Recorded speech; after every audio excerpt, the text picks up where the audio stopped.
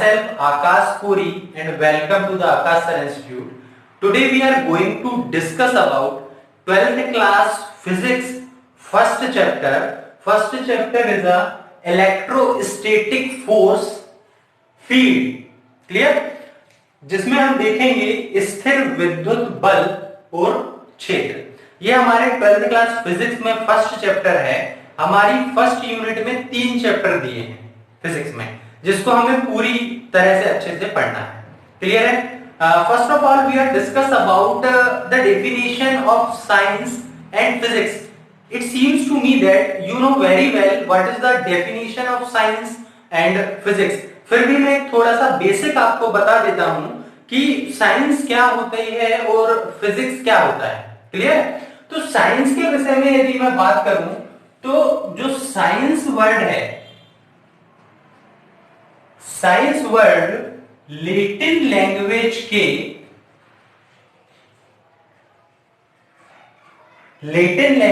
के सिंटिया से लिया गया है. क्लियर है? जिसका मतलब होता है टू नो. अंडरस्टैंड? जिसका मतलब होता है टू नो, जिसको हम बोलते हैं जानना, समझना. जो साइंस शब्द है ये लैटिन लैंग्वेज के सिंटिया वर्ड से लिया गया है, जिसका मतलब होता है टू नो मींस जानना. क्लियर? एंड फिजिक्स जो वर्ड है, फिजिक्स वर्ड ग्रीक लैंग्वेज के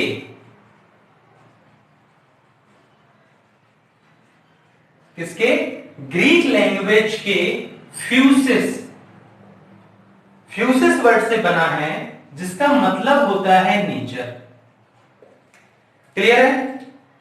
physics, chemistry, biology, botany, this is the branch of science. ये सभी साइंस की क्या होती हैं? ब्रांचेस होती हैं. ठीक है? तो इसीलिए इन ब्रांचेसों में से हम जिसकी स्टडी करने वाले हैं वो भी साइंस की एक ब्रांच है, जिसको हम बोलते हैं फिजिक्स, भौतिक विज्ञान. क्लियर? तो चलो हम पहले चैप्टर पे डिस्कस करते हैं, जो क्या है? Electrostatic force. क्लियर है? तो फर्स्ट चीज जो हम इसमें देखेंगे वो हम देखेंगे फ्रैक्शनल इलेक्ट्रिसिटी, जिसको हम बोलते हैं घर्षण विद्युत. घर्षण विद्युत, जिसको हम कहते हैं फ्रैक्शनल इलेक्ट्रिसिटी.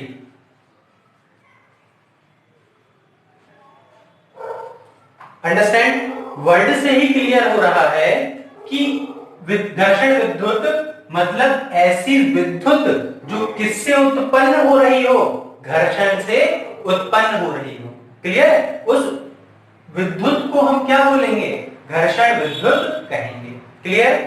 वो इलेक्ट्रिसिटी जो फ्रिक्शन से क्रिएट हो रही हो, ऐसी इलेक्ट्रिसिटी को हम क्या बोलते हैं? Fractional electricity. क्लियर है?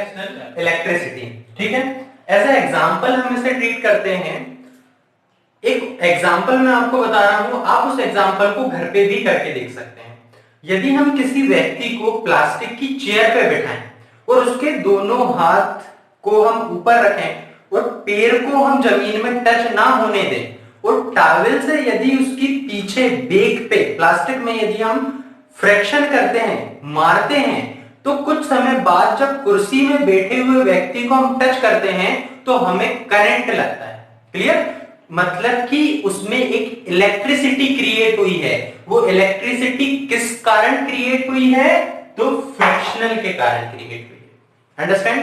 दूसरा एग्जांपल आप समझते हो कि आपने देखा है कई बार हम कंघी करते हैं, तो कंघी को यदि मैं कागज के छोटे छोटे टुकड़ों के पास लाऊं तो कागज के छोटे छोटे टुकड़े उस कंघी की ओर अट्रैक्ट होते हैं, उससे अटैच हो जाते हैं, उससे चिपक जाते हैं. तो ये सब किसके कारण पॉसिबल है? ये पॉसिबल है फ्रिक्शन के कारण. फ्रिक्शन के कारण क्या होता है? उस ऑब्जेक्ट में, जिस ऑब्जेक्ट का फ्रिक्शन हो रहा है उसमें एक चार्ज अराइज होता है. क्लियर? आगे मैं बहुत डिटेल में बताने वाला हूं इसी चीज को. तो चलो हम इसमें पहली चीज समझते हैं, जो है हमारी विद्युत ऊर्जा. अंडरस्टैंड? विद्युत ऊर्जा को हम बोलते हैं electric electric energy. Understand? Electric energy को समझो क्या है, विद्युत ऊर्जा क्या है। तो ध्यान से सुनना मेरी बात। वह ऊर्जा क्या, वह ऊर्जा जिसके कारण किसी पदार्थ में, मान लिए ये आपकी कंघी है, कॉम्ब है, और यहां छोटे छोटे कागज के टुकड़े हैं। क्लियर? तो जब कंघी को मैं कागज के टुकड़ों के पास लेकर जाता हूं तो क्या होता है, कंघी इस कागज के छोटे छोटे टुकड़ों को अपनी ओर क्या करती है, अट्रैक्ट करती है। क्लियर? तो डेफिनेशन को ध्यान से सुनो। विद्युत ऊर्जा की डेफिनेशन क्या है, ध्यान से समझना। वह ऊर्जा जिसके कारण किसी पदार्थ में, जिसके कारण किसी पदार्थ में हल्की वस्तुओं को अपनी ओर आकर्षित करने का गुण उत्पन्न होता है। वह ऊर्जा जिसके कारण किसी पदार्थ में हल्की वस्तुओं को अपनी ओर आकर्षित करने का गुण उत्पन्न होता है, उस ऊर्जा को विद्युत ऊर्जा कहते हैं। क्लियर है? वह एनर्जी किसी ऑब्जेक्ट में अराइज होने वाली वो है एनर्जी जिसके कारण उस ऑब्जेक्ट में हल्की वस्तुओं को अपनी ओर अट्रैक्ट करने की जो प्रॉपर्टी क्रिएट हो रही है, तो उस एनर्जी को हम इलेक्ट्रिक एनर्जी कहते हैं। क्लियर?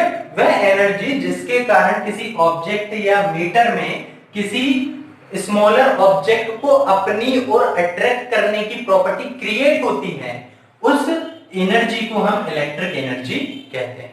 क्लियर? अब ध्यान से सुनना। जिस पदार्थ में हल्की वस्तुओं को अपनी ओर आकर्षित करने का गुण उत्पन्न होता है, उस पदार्थ को हम विद्युन्मय या आवेशित कहते हैं। क्लियर? जिस ऑब्जेक्ट में छोटे छोटे कणों, छोटे छोटे मॉलिक्यूल्स को अपनी ओर अट्रैक्ट करने की प्रॉपर्टी क्रिएट होती है, उस ऑब्जेक्ट को हम इलेक्ट्रिफाइड, क्लियर, और चार्ज्ड कहते हैं। क्लियर है? चलो इसके बाद हम देखते हैं जिस वस्तु में हल्की वस्तुओं को आकर्षित करने का गुण उत्पन्न हो रहा है, उसको हम क्या बोल रहे हैं कि ये वस्तु जो है ये विद्युन्मय है या ये आवेशित है। मतलब कि ये क्या हो चुकी है, ये ऑब्जेक्ट जो है वो चार्ज हो चुका है।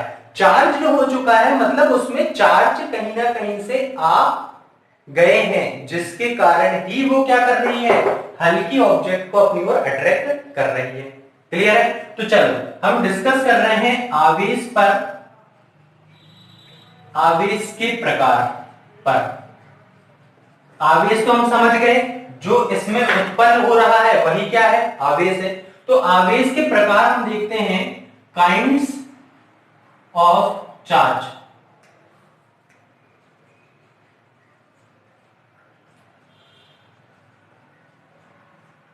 आवेश के प्रकार। क्लियर? तो basically two kinds of charge.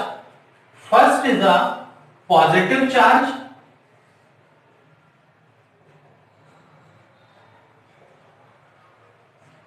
And second is a negative charge.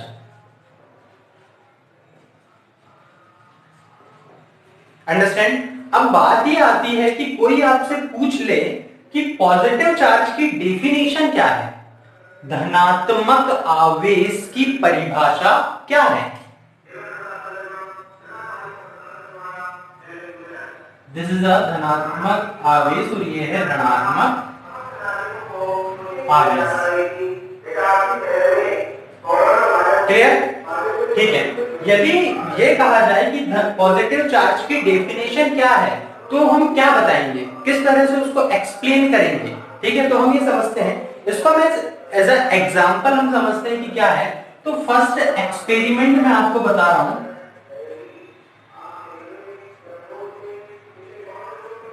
पहला एक्सपेरिमेंट समझो, ध्यान से सुनना।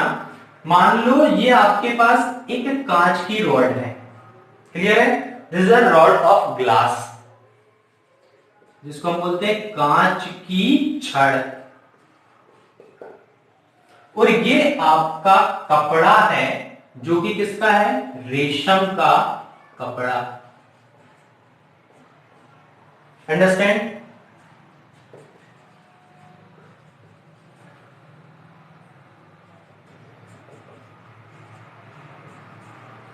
क्लियर है? ध्यान से सुनना मेरी बात। ये जो कांच की छड़ है, इस कांच की छड़ में जितने पॉजिटिव चार्ज होंगे उतने ही नेगेटिव चार्ज भी होंगे। अब आप बोलोगे, क्लियर, लेकिन आप बोलोगे कि सर जब इसमें चार्ज है तो जो कांच की छड़ है वो तो करंट माननी चाहिए। क्लियर भाई, बात लॉजिकली है कि यदि सर कांच की छड़ के अंदर चार्ज है तो चार्ज तो क्या होता है, मतलब हम यदि उसको टच करेंगे तो ऑब्वियसली करंट लगेगा। बात समझो ध्यान से, संसार की कोई भी चीज हो, चाहे वो कांच की छड़ है, रेशम का कपड़ा है, या ह्यूमन बॉडी क्यों ना है ना, हमारा शरीर भी है तो हमारे शरीर में भी दोनों चार्ज हैं, एक पॉजिटिव भी और एक नेगेटिव भी। लेकिन बात यह जानना जरूरी है कि जितने धनात्मक चार्ज हैं, जितने पॉजिटिव चार्ज हैं, उतने ही नेगेटिव चार्ज भी हैं। क्लियर है? यदि किसी ह्यूमन बॉडी में सिर्फ पॉजिटिव चार्ज या नेगेटिव चार्ज होता तो क्या होता भाई साहब, वो करंट मारता, हम उस इंसान के पास नहीं जा पाते। समझ रहा? इसलिए संसार में जो भी चीज है उनमें दोनों चार्ज होते हैं, पॉजिटिव भी नेगेटिव भी, और वो दोनों चार्ज कैसे होते हैं, इक्वल होते हैं। क्लियर है? तो इसी तरह से हमने बात करी, ये ग्लास रॉड है और ये सिल्क क्लॉथ है, तो इसमें भी जितने पॉजिटिव चार्ज हैं उतने ही क्या होंगे, नेगेटिव चार्ज होंगे। क्लियर? इस रेशम के कपड़े में, सिल्क क्लॉथ में जितने पॉजिटिव चार्ज हैं उतने ही क्या होंगे, नेगेटिव चार्ज होंगे। Understand what are I am saying? तो ध्यान से सुनना मेरी बात, जब हम कांच की छड़ को, जब हम ग्लास रॉड को सिल्क के कपड़े से रगड़ते हैं, ठीक, तो कांच की छड़ में, ग्लास रॉड में जितने भी नेगेटिव चार्ज होते हैं वो कहां आ जाते हैं, रेशम के कपड़े में। ठीक है? और रेशम के कपड़े में उपस्थित समस्त धनावेश कहां आ जाते हैं, कांच की छड़ में। समझ आया? तो इस प्रकार कांच की छड़ जिस आवेश से आवेशित होती है वो आवेश धनावेश कहलाता है। अंडरस्टैंड? और रेशम का कपड़ा जिस आवेश से आवेशित होता है वो ऋणात्मक आवेश कहलाता है। क्लियर है? जब हम ग्लास रॉड को सिल्क क्लॉथ से रब करते हैं तो ग्लास रॉड में जितने भी नेगेटिव चार्ज हैं वो सिल्क क्लॉथ में चले जाते हैं, और जितने भी सिल्क क्लॉथ में पॉजिटिव चार्ज हैं वो फ्रिक्शन के कारण ग्लास में आ जाते हैं। इस प्रकार ग्लास रॉड में जो चार्ज क्रिएट होते हैं, जो चार्ज अराइज होते हैं, this charge is called a positive charge, and silk cloth में जो चार्ज अराइज होते हैं, this charge is called a negative charge. Understand? Please pause the video and note it down. ये चीज हम देख चुके हैं। अब हम सेकेंड एक्सपेरिमेंट और देख लेते हैं इसमें। सेकेंड एक्सपेरिमेंट इज, यदि हमारे पास एक जो रॉड है, यदि ये रॉड एबोनाइट, रबर या एम्बर की हो, साथ साथ हमारे पास एक कपड़ा हो जो किसका हो, वुलन क्लॉथ हो, जब हम इनको आपस में रगड़ते हैं तो मैंने आपको एक चीज बताई है कि संसार में जो भी चीज है उसमें पॉजिटिव चार्ज और नेगेटिव चार्ज दोनों ही इक्वल क्वांटिटी में होते हैं। क्लियर है? तो इसी तरह से हम देखें कि मान के चलो ये एबोनाइट की रॉड है, तो एबोनाइट में जितने नेगेटिव चार्ज होंगे ठीक उतने ही क्या होंगे, पॉजिटिव चार्ज होंगे। वुलन क्लॉथ में भी जितने पॉजिटिव चार्ज होंगे उतने ही क्या नेगेटिव चार्ज भी होंगे। क्लियर? तो जब हम एबोनाइट की रॉड को वुलन क्लॉथ से रब करते हैं तो एबोनाइट की रॉड में जितने भी पॉजिटिव चार्ज होते हैं ये पॉजिटिव चार्ज वुलन क्लॉथ में चले जाते हैं। क्लियर?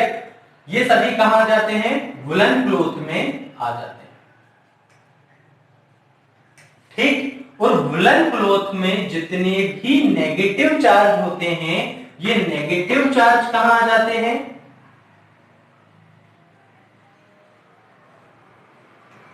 एबोनाइट की रॉड में। क्लियर? तो एबोनाइट की रॉड जिस चार्ज से चार्ज्ड होती है वो चार्ज कौन से कहलाते हैं? नेगेटिव चार्ज कहलाते हैं। अंडरस्टैंड? और वुलन क्लॉथ जिस चार्ज से चार्ज होता है वो चार्ज पॉजिटिव चार्ज कहलाते हैं। समझ आई बात? अब आप बोलोगे कि सर यहां तो था कांच की छड़ और यहां थी एबोनाइट की छड़, तो जब ये पॉजिटिव चार्ज इसमें अराइज हुआ तो यहां नेगेटिव चार्ज क्यों अराइज हुआ? क्योंकि रॉड तो ये भी थी और रॉड तो ये भी थी। क्लियर है? लेकिन एक बात समझो, ये पॉजिटिव चार्ज और नेगेटिव चार्ज का जो ट्रांसफर होता है ये डिपेंड करता है कि वो पदार्थ क्या है। क्या है मतलब ये कांच है तो कांच की जो प्रकृति है, जो नेचर है, उसके हिसाब से वो काम करता है। क्लियर है? तो इस तरह से यहां हमने देखा कि एबोनाइट पे कौन सा चार्ज आया? नेगेटिव चार्ज आया। और दूसरा वुलन क्लॉथ पे कौन सा चार्ज आया? पॉजिटिव चार्ज आया। ठीक है, इसको नोट करो, फिर आगे एक चीज और मोस्ट आईएमपी चीज बता। ठीक है, आगे देखते हैं। जब भी दो positive charge and two negative charge यदि एक दूसरे के पास हैं तो उनके बीच में रिफ्लेक्शन होता है। ठीक है? जिन चार्जों को हम बोलते हैं हिंदी में सजातीय आवेश, सजातीय आवेशों के मध्य हमेशा प्रतिकर्षण होता है। ठीक है? इंग्लिश में कहा जाता है इसको like charge.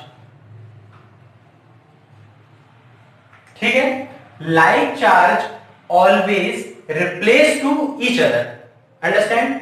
And unlike charge, just like one charge is positive near about the negative and one charge is negative near about the positive charge. This charge is called a unlike charge.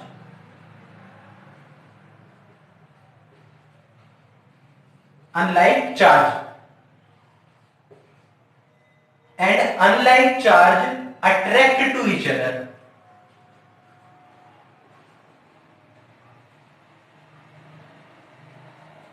Attract to each other. विजातीय आवेशों में हमेशा आकर्षण होता है जबकि सजातीय आवेशों में हमेशा प्रतिकर्षण होता है। क्लियर? आज के लिए इतना ही। Thank you so much for the watching this video. मैं बहुत जल्द ही नेक्स्ट लेक्चर लेकर के आऊंगा। जब तक मेरा आप सभी से रिक्वेस्ट है कि आप सभी जहां तक मैं आज पढ़ाया हूं उन सभी को अच्छे से प्रिपेयर कर लें।